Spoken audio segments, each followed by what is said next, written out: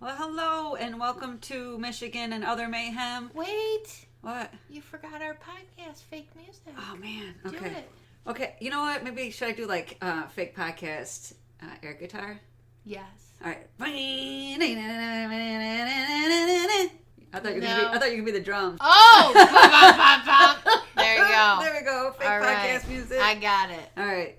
Once again. Oh, have you forgot if you forgot where we were? We're listening to Michigan and Other Mayhem, the show about Michigan, murder, mysteries, and other random mayhem from around the world. Your hosts are Allie.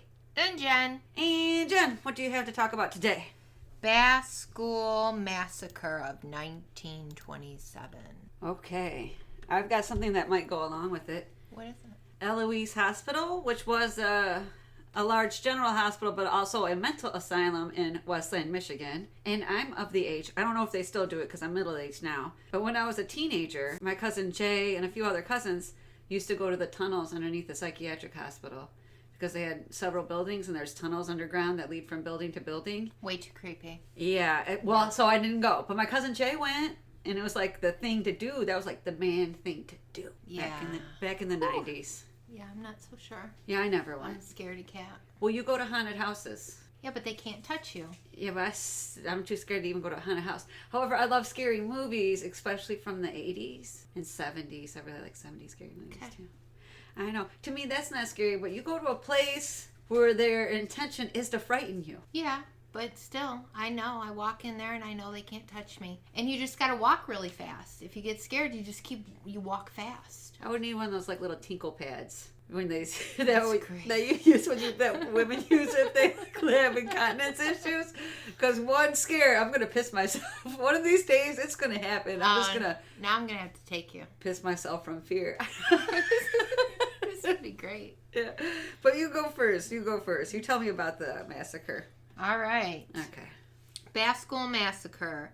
Andrew Kehoe was born in Michigan. He went to school to be an electrical engineer. He moved to Missouri for some time and returned to Michigan when his mother died to help his father on his farm. His father remarried, and one day in 1911, as his stepmother was lighting their oil stove, it exploded, catching her on fire. Andrew was there and threw a bucket of water on his stepmother, increasing the flames, and she died as a result of her injuries. Yeah, I just want to let it be known that you never throw water on an oil fire.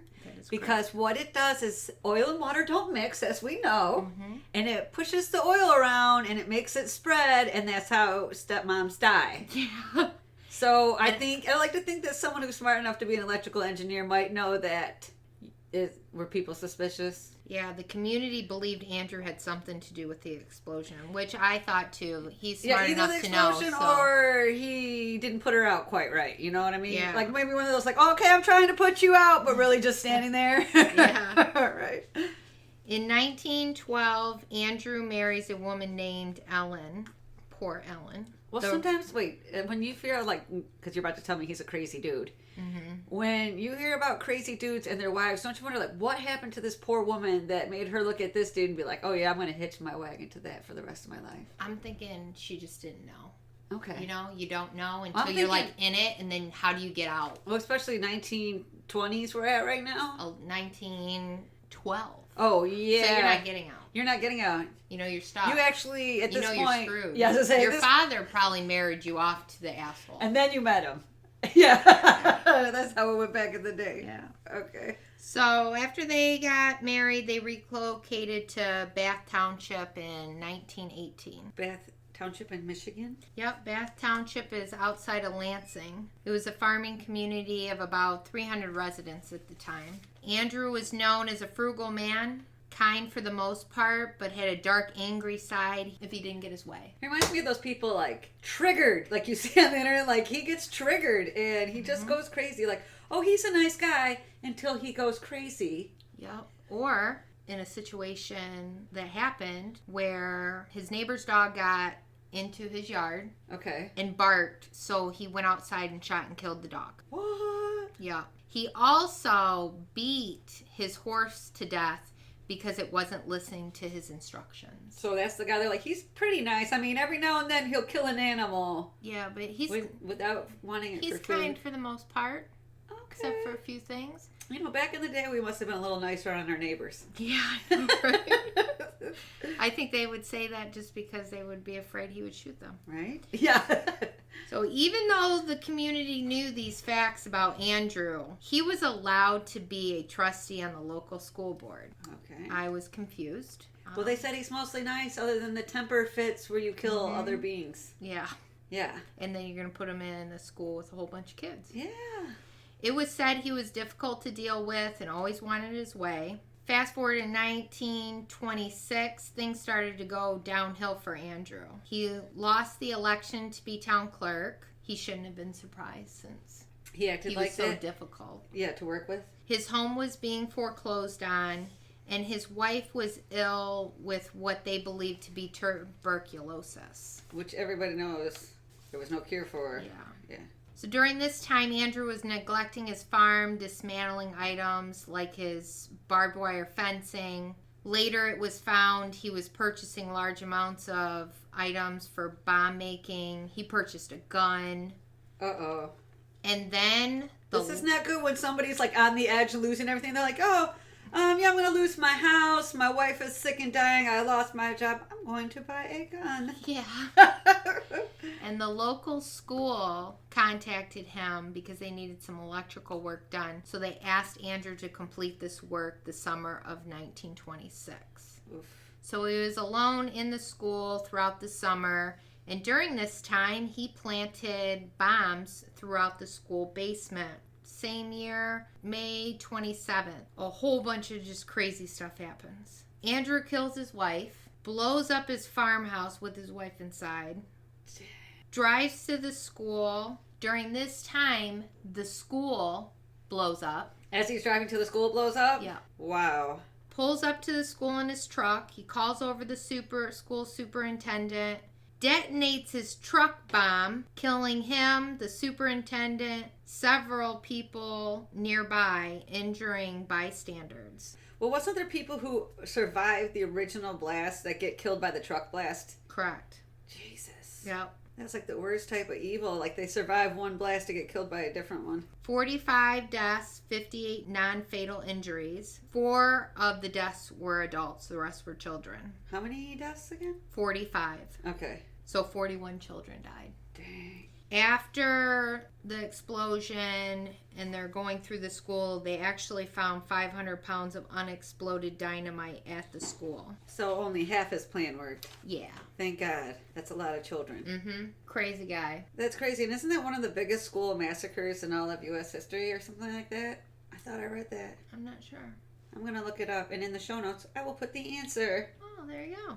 Yeah, that's crazy. Oh, and if anybody wants to know how podcasting works, you'll have to ask Jenn, because all I know is she does like the majority of the work, and it looks like magic to me.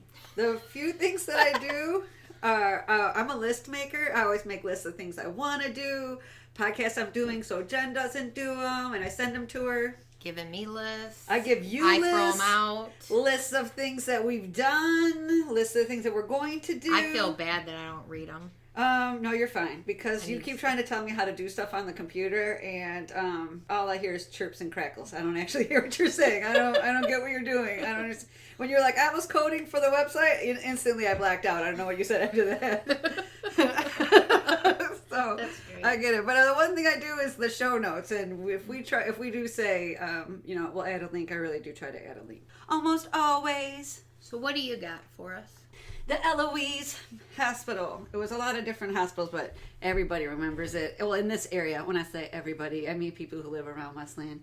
Remember it for being a mental hospital. Okay. So it's located in Westland, Michigan. It started out as a poorhouse/farm, and I had to look up exactly what a poorhouse was because I wanted to make sure I know. Okay. So a poorhouse is like a government-run building where people who aren't able to live on their own live. So it's basically like shelters. Okay. It was in service as a hospital from 1832 to 1986. So like 150-something years. In 1832, it was called and it went through a lot of different name changes, so I'm going to try to entertain you with them. Okay. 1832 is called the Wayne County Poorhouse, and it was located about 2 miles outside of the Detroit city limits. In 1834, there was land purchased in Nankin Township, which is Westland, which is where its current location is. In 1872, it was called the Wayne County Alms House. In 1886, it was called the Wayne County House. And during this time, it's a poorhouse. Mostly a poorhouse and a farm as well. Okay. So I think they're farming and using the stuff that they're farming to survive. It opened in July 20th in 1984 as an asylum and hospital. I just want to let you know. Yeah.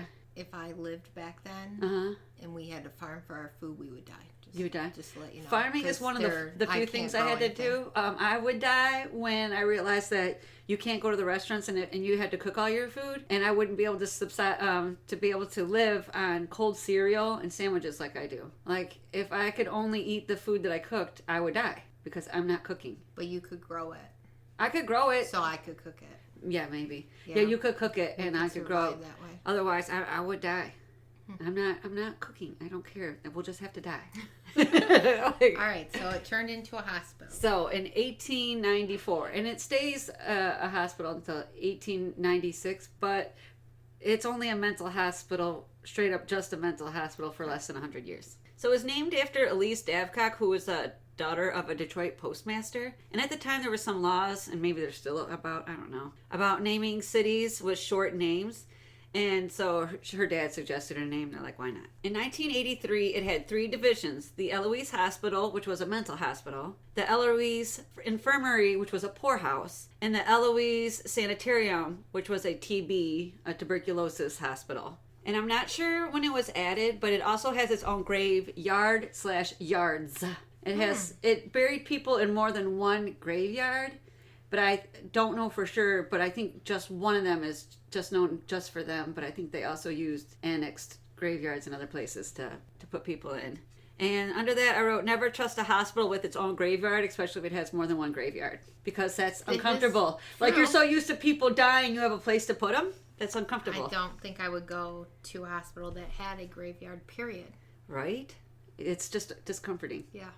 The first person was buried in 1910, and the last person was buried in January of 1948. So are these people still buried? This is still a graveyard in Westland.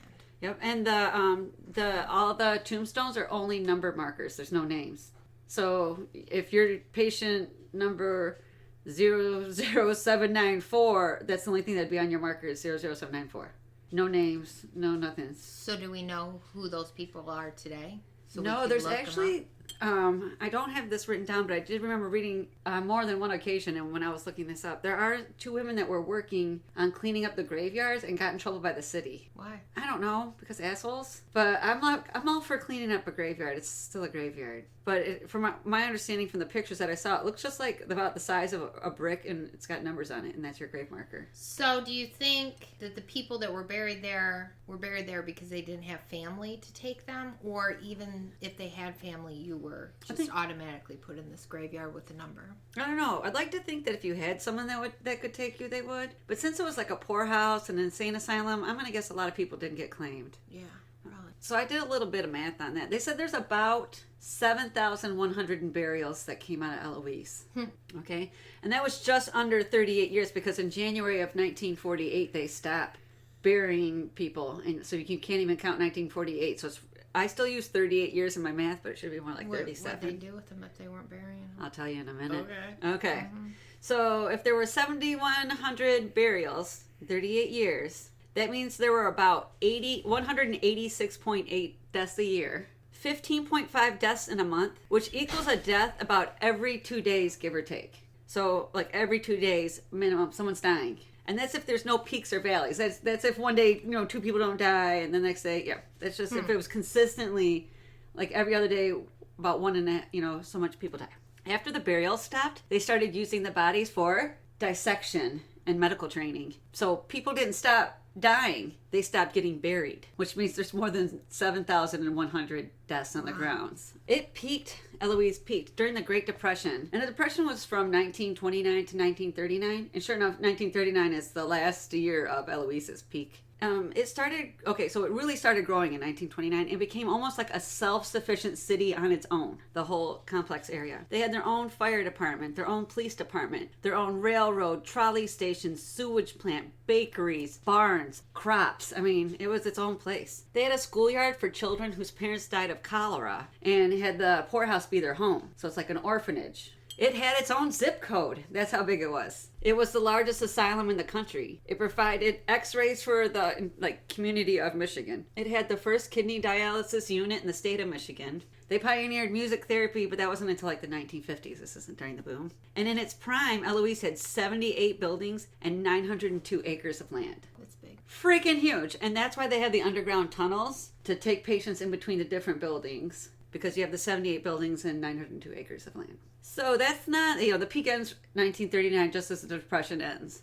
By then, Eloise had a reputation for violence, questionable conditions, misconduct, and neglect of patients. There were patients who fashioned shanks, either for offense or defense. I don't know. I just saw pictures of them. It could be defense, as staff were known to beat unruly patients, and people were placed in large groups with other mentally ill patients. Some approved treatments were electrotherapy, lobotomies, insulin shock therapy, which is where they give you so much insulin they put you in a coma, or it could kill you, or it makes you delusional, and sensory deprivation, where you're locked in a room with no stimulus whatsoever. It's completely dark. You can't hear anything. You can't see anything. And twirling chairs. And I wrote underneath that, what is twirling chairs? Yeah. I didn't know. I looked it up. It is a form of therapy that is often called rotation therapy and was created by Charles Darwin's grandfather. So Charles Darwin, the father of evolution, his grandfather created this therapy. And it's where he would spin a patient into a chair until they were sick and everything in their body voided. So you puked, you pissed, you shit yourself. And then you were so sick and messed up that you slept for a long time, because his focus was on sleeping and rest. And by the time he spun the shit out of you and you puked and shat and pissed all over yourself, you were exhausted and you wanted to lay down. Yeah.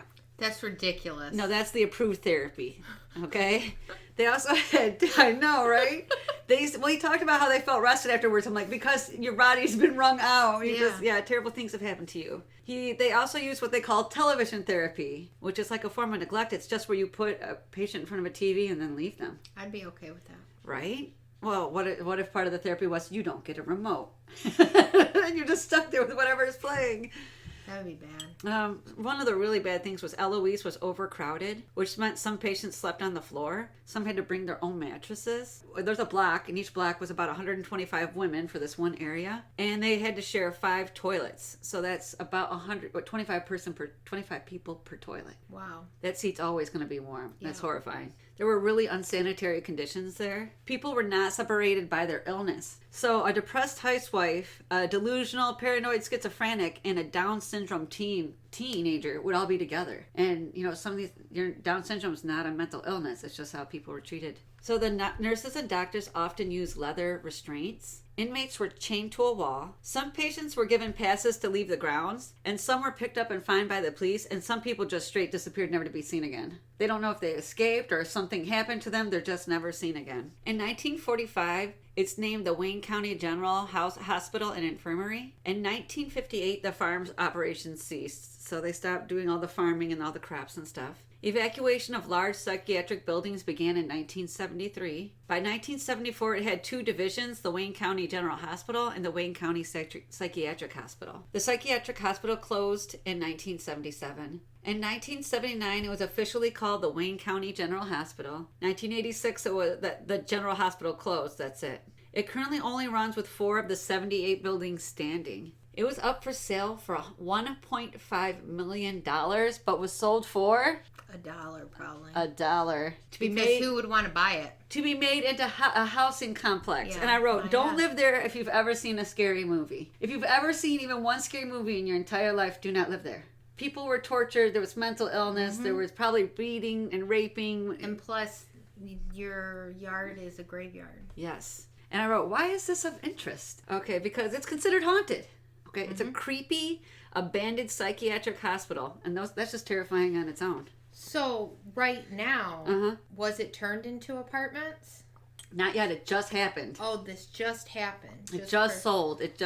I actually was looking at this thing about it being on sale Then I searched a different article and it's like, was sold. So I was just like, oh, okay. Okay, so just being an abandoned psychiatric hospital, that's creepy enough. But when you know that the people that lived there were tormented by like mental illness and abuse and neglect, it just makes it worse. And the tunnels underground were for employees to use to transfer patients to different buildings. And I wrote down here, I talked about when I was a teenager, my cousin Jay used to like explore the tunnels with his friends. It was like the macho thing to do. Like it's what the dudes do to test each other. And people down in the tunnels, because people do go down there, reported finding medical waste such as body parts in jars and creepy snapshots of the patients. There are claims that people can hear moaning, screams, and roars within the buildings and the tunnels. A building employee recently claimed children in the building had seen a man in shorts sitting in a staircase. A woman wearing white has been seen on the roof.